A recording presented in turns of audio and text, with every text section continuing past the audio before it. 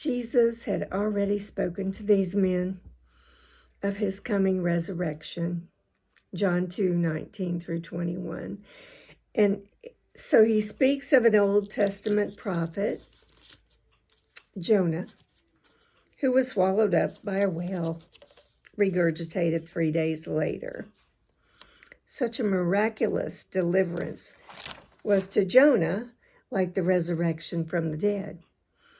It resulted in Jonah's preaching to the Gentiles and leading them to repentance. Jesus chose to take this Old Testament record to point to his own burial and resurrection after 3 days. The men of Nineveh repented when the resurrected Jonah preached to them, and now a far greater prophet than Jonah was speaking to the Pharisees. Even the Queen of Sheba, who was an unbelieving Gentile, recognized the truth. 1 Kings 10:1 through 48.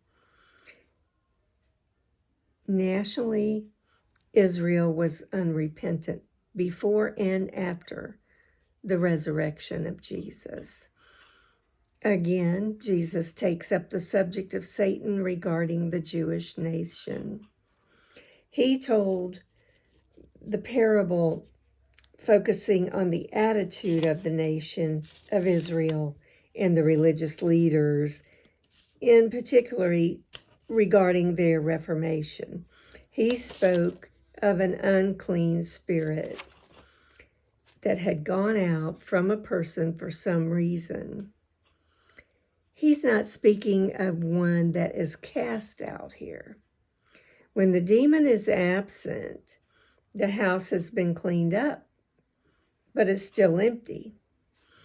The person who is unfulfilled and empty makes an easy target for Satan because demons need a resting place. Someone or something they can enter and torment. The nation had been swept clean after Babylon's exile, and the Jews gave up the practice of idolatry, but they hadn't replaced it with true worship of the living God. When Jesus revealed himself, Satan marshaled all his forces and gained entrance into the emotions and the minds and the will of those Pharisees who had only professed reformation outwardly, making them powerless to recognize or resist Satan's power to blind them and cause them to reject their own Messiah. Their sin against God is far worse than their former sin of idolatry. Now they chose to reject the very person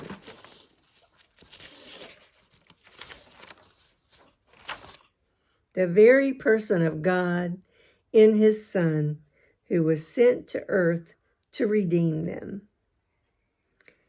Jesus describes his true spiritual family in verses 46 through 50. Mary, the mother of Jesus, and his brothers, possibly being his cousins. They were concerned about Jesus because of his strange actions regarding their Sabbath, his strong preaching, and his powerful miracles. His popularity was resulting in an open hostility and condemnation from the religious leaders. They thought he would answer their request to speak to him because of their relationship with him.